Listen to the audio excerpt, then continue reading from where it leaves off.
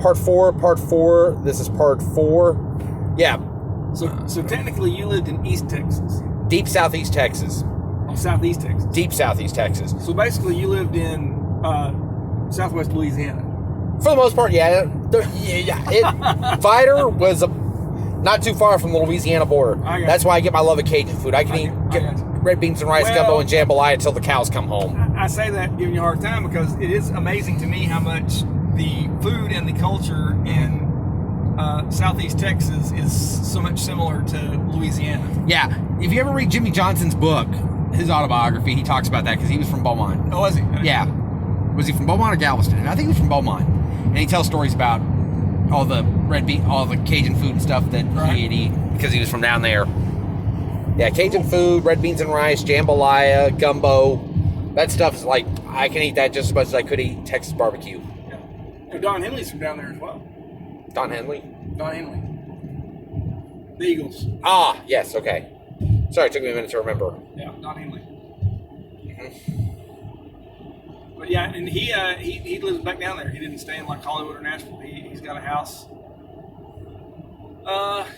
He used to live in Houston, but I think he's moved back now out to Cypress. He's got a house out on Cypress Lake, and he lives out there. Yeah, Bum Phillips is from the same county I'm from. He's from Nederland. Ah.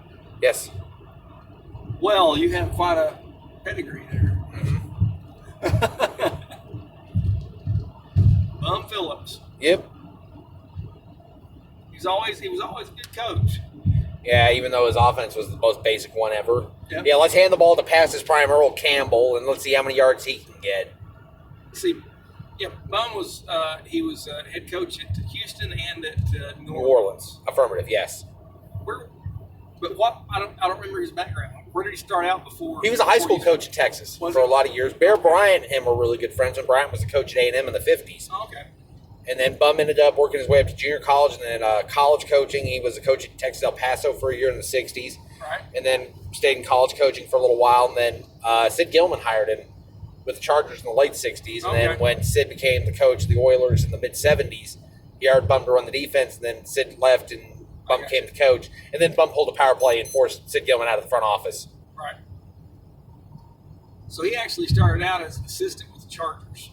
Yeah, that was his first pro job. Gotcha. And there's a picture of him in a sweater and a little bow tie and a little sweater on the sidelines too. Right. Long before the cowboy hats.